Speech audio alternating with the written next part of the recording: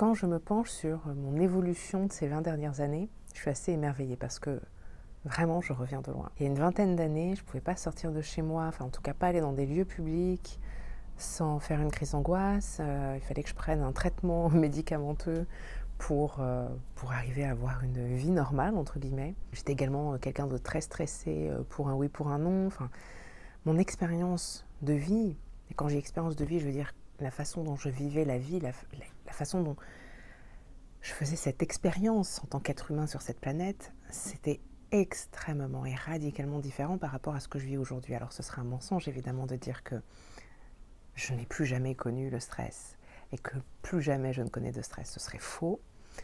J'ai des émotions, je suis un être humain et oui, parfois je vis des choses qui sont stressantes, mais le stress reste moins longtemps dans mon corps. Il ne fait que passer en fait. Ça devient juste voilà, une sensation dans mon corps, une émotion, et ça passe en fait. Rien à voir avec ce que je vivais avant, qui montait en épingle, etc. Bien sûr, si au fil des années, je suis parvenue à changer mon expérience de vie, mais quand même, quand je me suis mise à mon compte, il y a environ 12 ans que je me suis lancée dans l'entrepreneuriat, il y a un autre type de stress dont je n'avais pas l'habitude qui est arrivé, c'est cette tendance à me mettre la pression, à me dire que je dois toujours en faire plus et toujours plus et toujours plus. Une fois un objectif atteint, il faut en attendre un deuxième, et ainsi de suite, et ainsi de suite, et ainsi de suite. C'était à la fois un mélange de standards dans le milieu de l'entrepreneuriat sur le web, qui m'avait été livré comme ça, imposé, et puis en même temps, il y avait tout un mode de pensée interne, des choses qui étaient là, dans un coin de ma tête, et auxquelles j'avais jamais eu à penser jusqu'ici, mais voilà, il faut toujours en faire plus, c'est jamais assez, encore et encore et encore, et se mettre la pression, et cette exigence nourrie envers moi-même, plus qu'envers les autres, avec voilà, ce petit côté perfectionniste, ce côté il faut que tout soit parfait, que je sois à la hauteur, et puis on compte sur moi, et je dois faire ci, je dois en faire plus. C'est pas pour rien que j'ai fait un burn-out au bout d'un an d'activité, c'est cette pression, il fallait que je mette toutes les chances de mon côté, il fallait que j'y aille, et que je fonce, et que je fasse, que je fasse, et que je fasse, et que je fasse, mais c'est pas seulement faire, finalement, qui est la clé du succès. Et puis, on peut parler de qu'est-ce que véritablement le succès. Est-ce qu'on peut parler de succès si, oui, on réussit dans un domaine, mais que les autres domaines de notre vie, eux, par contre, sont en échec, entre guillemets, ou s'effondrent complètement. Je ne suis pas certaine que ce soit vraiment ça, le succès. En tout cas, ce n'est pas comme ça que je pense au succès. Et ce n'est pas le type de succès que j'ai envie d'avoir. Et donc, il a fallu que je travaille sur ça aussi. Parce que ça a été une question de survie, parce que j'ai fait un burn-out au bout d'un an d'activité, parce que ensuite j'ai pensé que j'avais bien trouvé l'équilibre, et finalement je me rendais compte que non, j'avais trouvé un équilibre en fait, trouvé quelque chose qui fonctionnait mieux pour moi, mais toujours en me mettant la pression, mine de rien. Je dosais un petit peu plus, j'arrivais plus ou moins à équilibrer l'extérieur, différents domaines de ma vie, mais il y avait toujours dans un coin de ma tête cette pression. Encore et encore. Tu dois en faire plus, il faut en faire plus. C'est quoi le prochain truc? Et parfois, cette voix revient, bien sûr. Mais elle ne m'emmène plus dans les profondeurs.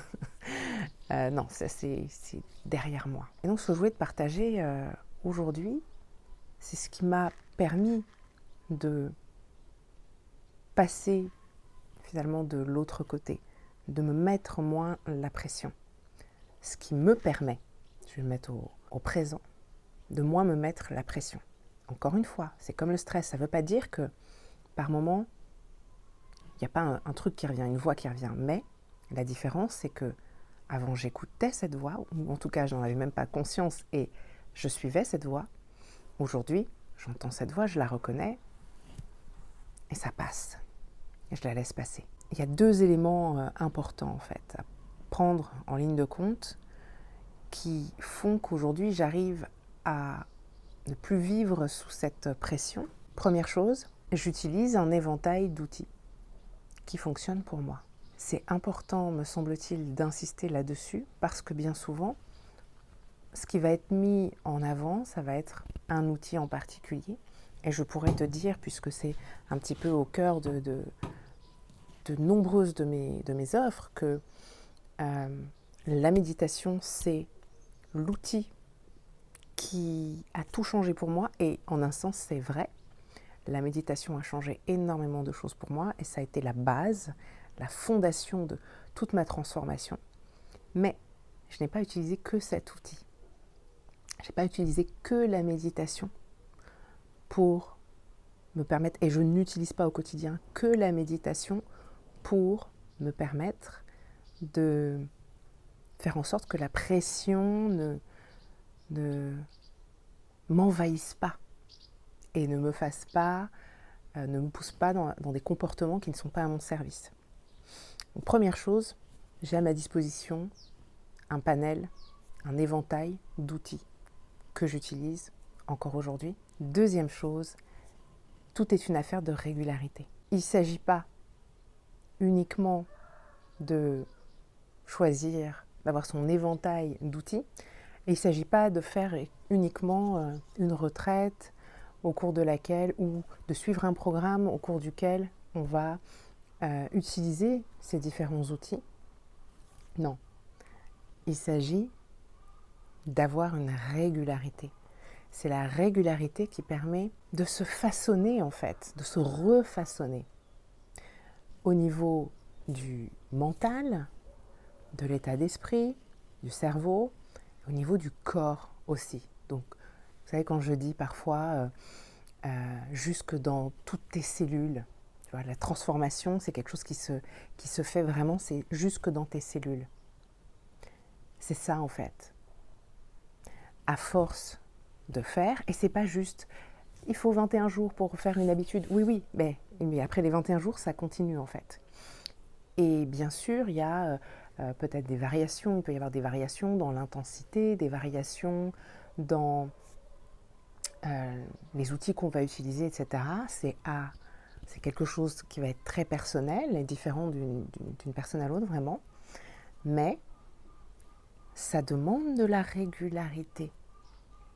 Tu ne peux pas juste manger bien, sainement, pendant 1 mois ou 2 ou même 6 mois et penser que tu vas être en pleine santé toute ta vie en mangeant des aliments de mauvaise qualité tout le reste de ta vie en fait. Tu sais bien que ça ne fonctionne pas comme ça, de la même façon que tu sais bien que tu peux faire du sport, je sais pas, tu peux faire des abdos on va dire pendant 6 mois tous les jours. Bah après, si tu n'as plus du tout d'activité physique, tu vas peut-être pas les garder jusqu'à la fin de tes jours. Ils vont peut-être rester là pendant un temps. Et j'en parle en connaissance de cause puisque j'ai été moins régulière ces dernières années sur mes séances de sport, mais une grande partie de mes muscles est restée. Ceci dit, je reviens quand même au sport à intervalles plus ou moins réguliers, pendant plus ou moins longtemps, etc. Mais là, c'est pas complètement parti. Et par ailleurs, j'ai eu la même chose avec la méditation que j'ai arrêté à un moment donné. Enfin, arrêté, non. J'ai arrêté de méditer tous les jours, absolument tous les jours. Ça fait 10 ans maintenant que je pratique la méditation tous les jours, à l'exception à la naissance de ma fille, puisque je n'avais même plus de notion de jour et de nuit, forcément. Et ouais, ça n'a pas eu un immense impact, le fait d'arrêter la méditation, puisque je l'ai reprise à un moment donné.